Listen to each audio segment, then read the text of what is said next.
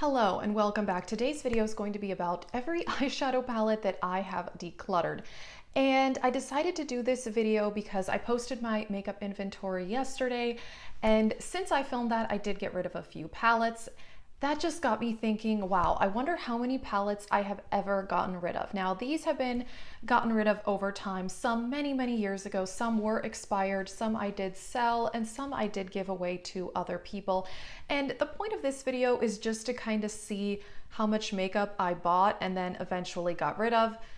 Now, some of it may be wasteful, but some of it I have gotten my money's worth even if I did not completely finish the palette. I did do a video last year where I calculated the entire worth of my current makeup collection, but I also added up the value of everything I had ever decluttered.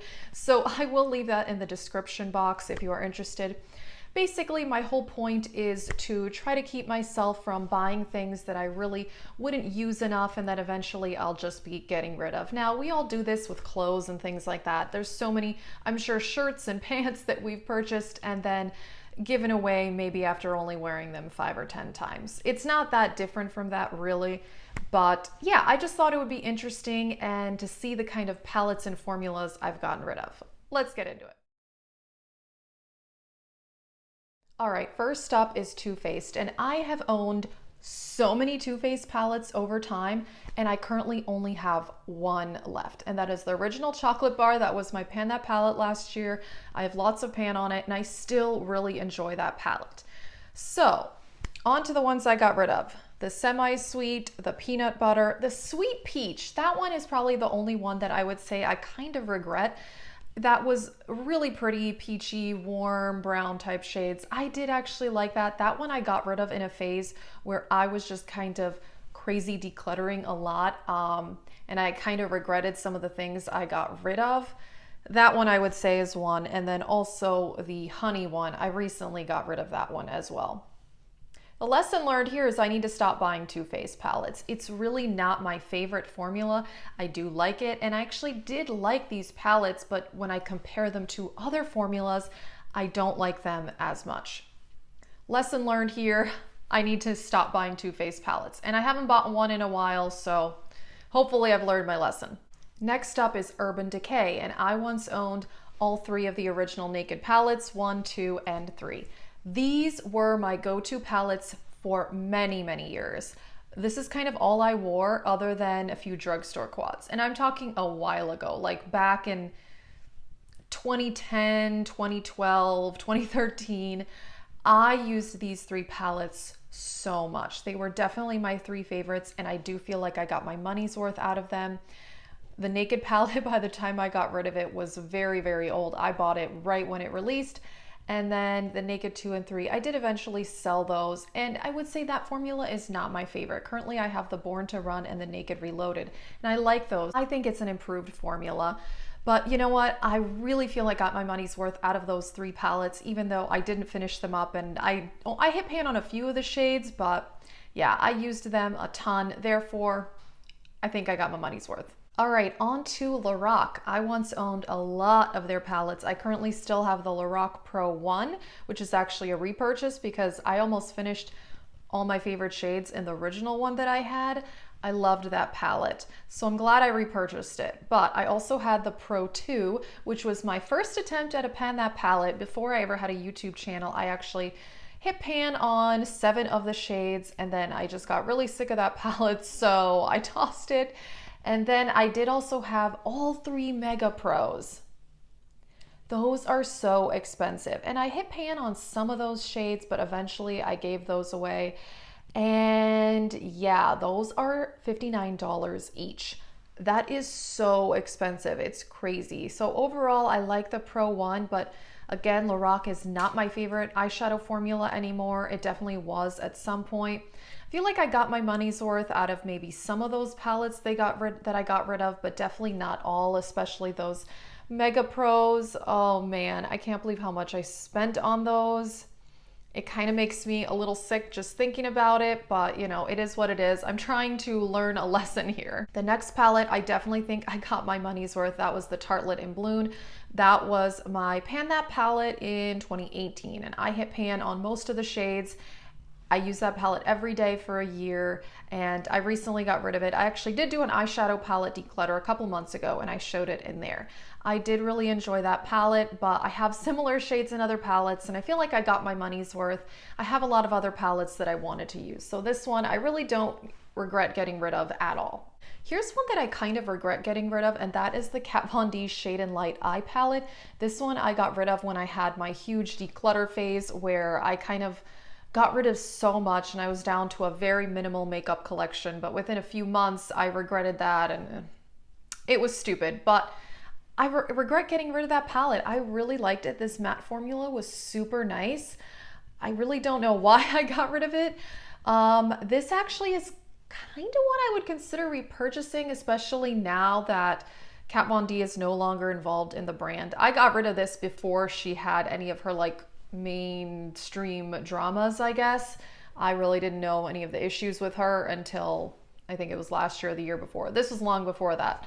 Anyway, it was a good palette, and I may consider purchasing at some point, but I have those colors and tons of palettes, so I really don't need to, but it was very good. Also had several palettes from Bad Habit Beauty that I got rid of. That was kind of that dupe brand. I still have the Mario dupe. That's my Pan That palette for this year, but I had a few others. I honestly don't even remember what they were called, but I did give those away to a friend as well. Here's another Tarte palette. I don't know if you guys remember this one, the Tartist Pro. This one got horrible reviews when it came out, and I still bought it. Why? I don't know. I eventually got rid of it because the reviews were right. This was not a very good palette in my opinion. It was kind of patchy, difficult to work with.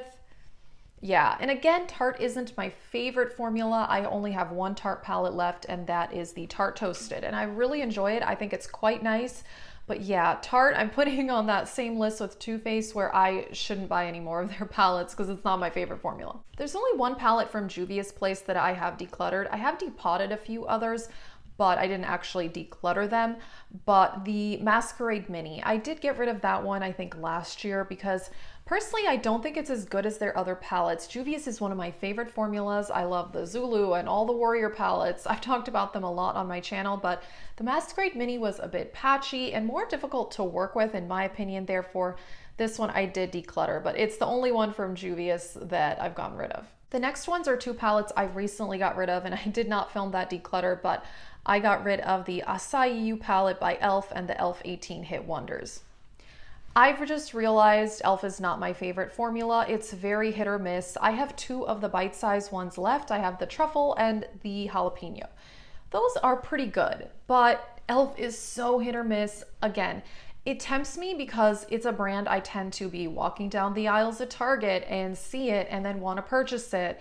And 80% of the time I'm disappointed in the formula. It can be not that pigmented, a little difficult to blend. So I would not say that their palettes are terrible, and the two I got rid of recently were not terrible. They were workable, but I just have so many other amazing palettes. I would just rather use those. So lesson to self, stop buying e.l.f. palettes even though they're cheap. All right, here is an old school one. I'm curious if you guys remember this palette, the original BH Cosmetics Take Me to Brazil, the one in the blue packaging.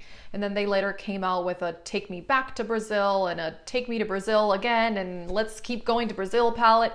I don't know, they had so many variations on that palette, but I had the very first one. And I think people that bought that palette and some of these other older BH palettes, I think are highly doubtful of BH now. But the three palettes I have currently, the Royal Affair, Weekend, and Sylvia Gani, are amazing. They're so smooth, they're so pigmented, but this palette was not. The colors were pretty sheer, but at that time it was the only bright, colorful palette I had, and I really wanted to kind of experiment. This was when I first started even trying to use colorful eyeshadows. And it was fun to use. I enjoyed it, and I did fall in love with colorful palettes after that. So when I bought some higher quality colorful palettes, I did get rid of this one. Also, it smelled horrible. This palette smelled like paint, and even it didn't go away. I mean, I had it for almost a year before I got rid of it, and that disgusting smell never went away. You could even smell it when you were like this far away from the palette, so that kind of grossed me out as well. But every other palette I've tried from BH since then has been amazing and did not smell gross, but this one was no good. Then we have NYX. And I have decluttered several NYX palettes over the years. Again, it's not one of my favorite formulas. It's definitely not bad.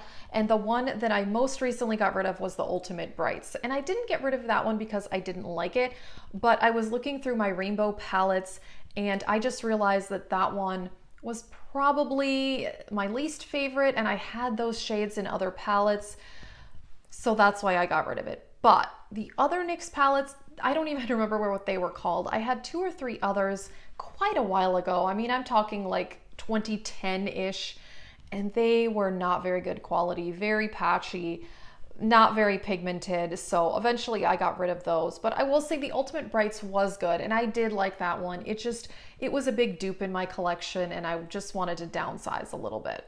All right, and then 2 other more recent ones that I got rid of were my Essence Good Day Sydney and the Salu Perry. The Good Day Sydney one, I will say I did really like, but I kind of did the same thing as I did with the NYX one. I swatched similar shades in my collection, and I just realized I had those colors. The Salu Perry, that one was a bit more sheer and not as good of a formula in my opinion, but I did really like the Good Day Sydney, and these palettes are only $10, so I really don't have anything against them. They just were not unique at all to my collection, and that's kind of what I'm trying to do now. Is I'm not saying I'm never buying eyeshadow palettes again, and if you saw my inventory, you know I have quite a few, but I would like to buy things only that are going to add something new to my collection, something that is different, more unique, you know, very high quality. I don't want to buy something that I'm going to declutter later. That's kind of the whole point of this. I want to buy things I truly, truly love and will use. Like I said, some of the palettes on this list, I really used quite a bit and I got my money's worth. Others, I didn't use that much and eventually gave away or whatnot. So that's kind of what I'm trying to avoid doing. And I know that I cannot finish all of the eyeshadows that I have because I have a ton of them, but that's why I'm really trying to rotate through my collection, do shop my stash. I'm trying to hit pan on a good amount of eyeshadows. I'm also doing pan that palette. So I just want to get my money's worth out of as much as what I have that I can. I did add up the total value of the palettes mentioned here, roughly, not exact. It was about $800, and there's probably a few other palettes that I've even forgot to mention here. But yeah, $800, that's a lot of money, and I would say I definitely did not get my money's worth out of all of these. Some of these I probably used less than 20 times and got rid of them, which that's what I want to avoid. That's really sad. You know, the ones like the Tarte Let in Bloom and those Naked palettes, I used the crap out of those palettes, and I feel like I got my money's worth even though I didn't finish them. Alrighty, so that is it for this video. Let me know what you think. I'm curious about what palettes you guys have gotten rid of over time and what you think. If you think you got your money's worth, or if it was more of like a regret, you didn't use it that much, turns out you didn't like it. I'm very curious. I love watching eyeshadow palette declutter videos, by the way, but I don't do them very much because now when I do get rid of something, I'm only getting rid of maybe 1 or 2 things at a time. Therefore, it's really not worth filming, but declutter videos are definitely fun to watch. I cannot argue with that. That is it for this video. Let us know what you think, and thank you so much for watching.